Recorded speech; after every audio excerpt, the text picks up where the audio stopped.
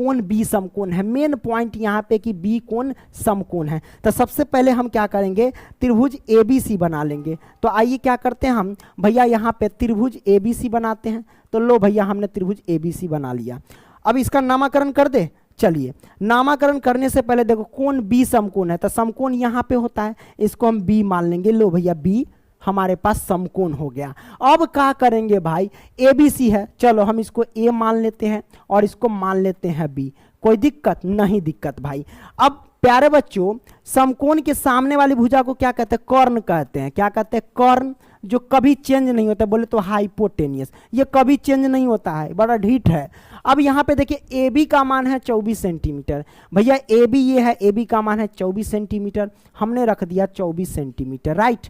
अब हमारे पास BC का मान 7 सेंटीमीटर। BC, अरे रे रे हे चौपटवा देख रहे हैं, ई बी लिख दिए। ई कौना जगह से आया है रे पंकज, ई सी है ना। तो BC का मान कितना है भाई, 7 सेंटीमीटर। तो हम क्या करेंगे भाई, 7 सेंटीमीटर यहाँ पे लिख देंगे। लो भैया 7 सेंटीमीटर लिख दिए। तो निम्नलिखित का मान ज्ञात कीजिए। पहला इसमें साइन ए और कॉसे का मान ज्ञात करना है, दूसरा में साइन सी और कॉसी। बस इसी में तो कंसेप्ट समझ में आ जाएगा। देखिए कैसे समझ में आएगा भाई। सबसे पहले हमारे पास ये लंब दिया गया है और ये आधार दिया गया है, हमें कर्ण निकालना है। तो कर्ण निकाल लेंगे पाइथागोरस प्रमेय की मदद से। अब हम वहां पे एक क्या करते हैं, फॉर्मूला आपको लिख देते हैं भाई कि कर्ण बराबर क्या होता है ना, लंब बराबर क्या होता है, आधार बराबर क्या होता है, क्योंकि आप लोगों को जानना बहुत जरूरी है प्यारे बच्चों। क्या है, बहुत जरूरी है। चलिए हम आपको बता देते हैं, यहाँ लिख देते हैं। अगर कोई पूछे कि कर्ण बराबर क्या होता है या कर्ण स्क्वायर बराबर क्या होता है, कर्ण को कहते हैं हाइपोटेनियस, ठीक है। तो कर्ण बराबर होता है प्यारे बच्चों लंब का स्क्वायर, बोले तो P, ब्रैकेट में P है ना, लंब का स्क्वायर आप प्लस में आधार का स्क्वायर। क्या लिखेंगे, आधार का स्क्वायर, ब्रैकेट में लिख लेना क्या, B होता है, ठीक है। और इसका रूट अंडर, अगर यहाँ रूट ना पड़ेगा तो यहाँ वर्ग आ जाएगा। तो ये कर्ण बराबर होता है। अब मैं पूछूंगा चलो भाई आधार बराबर क्या होता है, आधार बराबर क्या होता है। तो आप क्या करना कि कर्ण का स्क्वायर कर देना और माइनस के लंब का स्क्वायर कर देना और इसका रूट अंडर डाल देना। वही मैं पूछूं कि लंब स्क्वायर बराबर क्या होता है, तो आप क्या करना, कर्ण स्क्वायर बराबर कर देना और माइनस के आधार स्क्वायर बराबर कर देना, ठीक है। और इसका रूट अंडर डाल देना। बस ये 3 सूत्र का भी यूज होगा, इसको भी ध्यान रखना। आइए तो हमें ज्ञात करना है आधार। तो भैया पाइथागोरस प्रमेय से चलेंगे। लिखेंगे क्या, पाइथा है ना, पाइथागोरस दिख रहा है कि नहीं, पाइथागोरस लिखेंगे प्रमेय से, प्रमेय से। तो भाई पाइथागोरस प्रमेय से क्या कहता है, आधार बराबर क्या होता है भाई। तो आधार हमारे पास क्या है, BC है ना। तो लिख देते हैं BC है ना। BC बोले तो आधार, आधार बराबर होता है कि कर्ण का स्क्वायर माइनस के लंब का स्क्वायर। तो कर्ण हमारे पास है AC, तो हम लिखेंगे क्या, AC, इसका स्क्वायर माइनस के आधार लंब हमारे पास है AB, तो हम लिखेंगे AB का स्क्वायर। हमने सूत्र लगा दिया, ठीक है, कोई दिक्कत। अब यहाँ पे रूट है तो रूट डाल देंगे। अब प्यारे बच्चों AC का मान कितना है, AC का मान हमारे पास, अरे AC का मान नहीं है ना, तो AC हमको निकालना पड़ेगा। तो भाई डायरेक्ट AC का मान निकाल देते हैं। ई का है चौपट लगा दी, वैसे इससे भी निकल जाएगा, इसमें कोई दिक्कत नहीं। लेकिन AC यानी कर्ण, चलिए कर्ण बराबर वही लगा देते हैं, AC बराबर है ना। तो AC बराबर क्या होता है, यानी कर्ण बराबर बस लंब का स्क्वायर आप प्लस में आधार का स्क्वायर का रूट अंडर, ठीक है। तो लंब हमारे पास क्या, AB का स्क्वायर आप प्लस में आधार हमारे पास क्या है, BC का स्क्वायर का रूट अंडर। अब प्यारे बच्चों AB का मान कितना है, 24, हम लिखेंगे 24, इसका कर देंगे स्क्वायर और प्लस में BC का मान कितना है भाई, तो BC का मान 7 है, हम करेंगे क्या, 7 का स्क्वायर। अब रूट है तो रूट डाल देंगे। अब बताइए 24 का स्क्वायर होता है 576, 24 का स्क्वायर का मतलब ये हुआ कि 24 गुने 24, तो 24 से 24 गुना किए 576, 7 का स्क्वायर कितना होता है 49, रूट अंडर। दोनों को ऐड करेंगे तो भाई 9 9 6 15 यानी 625 होगा। कितना होगा, 625 होगा, राइट। 9 6 15 के 5 हासिल 1, 7 4 11 के 12 के 2 हासिल 1 है ना, 5 1 6, ठीक है। 625 का वर्गमूल निकालो, रूट से बाहर करो तो 25 आएगा। कितना आएगा, 25। मतलब AC का मान आ गया 25।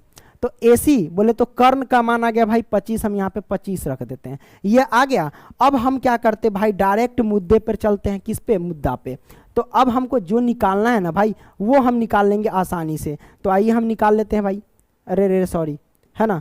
निकाल लेते, इसको हम थोड़ा सा साइड कर देते हैं क्या, हाँ लो भैया हम यहाँ पे क्या यार सिलेक्ट हो जाता है पर में से, रहने दो हटाओ।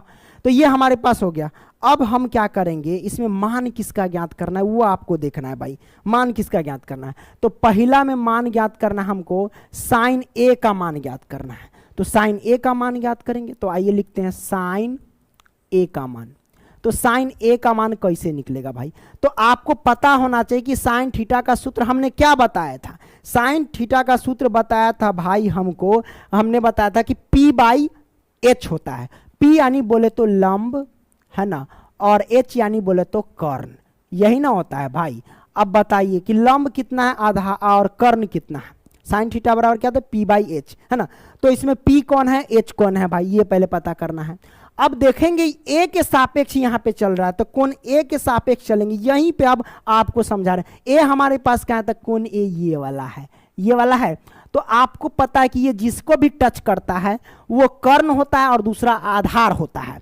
तो भैया ये तो कर्ण है, ये तो कभी चेंज नहीं होगा। तो ई वाला क्या हो जाएगा हमारे पास, आधार हो जाएगा। क्या हो जाएगा, आधार। जब ये आधार, तो हम कह सकते हैं ऑटोमेटिक ये हमारे पास क्या हो जाएगा, लंब हो जाएगा।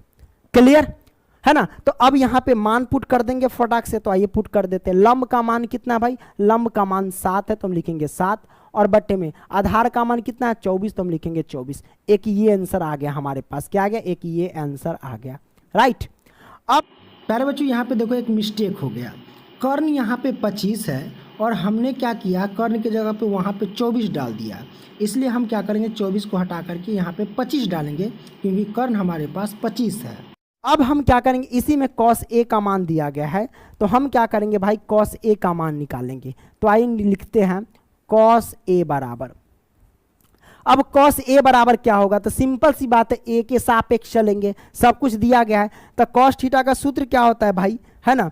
तो कॉस थीटा का सूत्र होता है भाई बी बाई एच। बी बोले तो आधार यानी बेस, एच बोले तो कर्ण हमारे पास, राइट, आधार बटा कर्ण। अब हम देखेंगे भाई यहाँ पे आधार कितना है, तो यहाँ पे देख रहे हैं आधार हमारे पास 24 है, तो लिखेंगे हम 24, और आधार उसके बाद कर्ण कितना है, तो हमारे पास 25, तो लिखेंगे 25। लो भैया एक ये हमारे पास क्या हुआ, आंसर निकल करके आ गया, राइट। तो पहला का आपने क्या किया, सॉल्व कर लिया। अब हम दूसरा का सॉल्व करेंगे भाई, चलिए दूसरा का सॉल्व कर लेते, क्या दिक्कत है। अब हम क्या करते हैं, सबसे पहले इसको मिटा देते हैं, लो भाई मिटा दिए, है ना। अब ये मिटा दिया हमने, क्लियर। अब जो जो मिट रहा था, ये 24 था ना, 24 लिख दिए, ये भी 24 था। चलो अब क्या करेंगे, दूसरा में निकालना है साइन सी, तो हम लिखेंगे साइन सी, क्लियर। साइन सी का मान निकालेंगे, तो आपको पता है, क्या पता है कि साइन सी है तो सी के सापेक्ष चलेंगे, तो ये कौन सी से चलते हैं। अब सी से, अब ये रेखा जिसको भी टच करेगा वो कर्ण होगा और दूसरा आधार होगा। तो कर्ण तो ये हमेशा चेंज होता ही नहीं, तो ये रहेगा, इसका मतलब ये वाला क्या हो जाएगा, आधार। तो हम लिखेंगे ये वाला आधार है। जब ये कर्ण ये आधार, तो ऑटोमेटिक कह सकते हैं कि ये वाला हमारे पास क्या हो जाएगा, लंब हो जाएगा, क्लियर।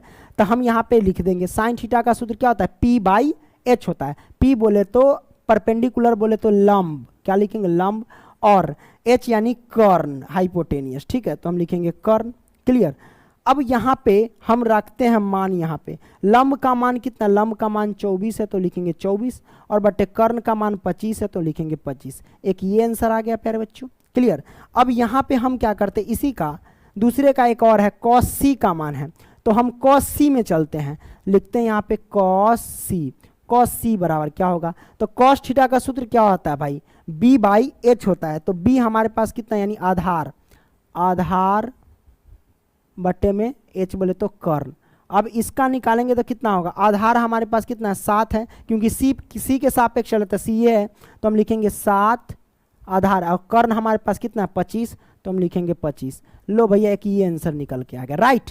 तो आपने पहला प्रश्न का दोनों चीज आपने सॉल्व कर लिया। यहां तक कोई दिक्कत, कोई खुजली, कोई हवट नहीं ना भाई, हाँ भाई आपने समझ लिया। अब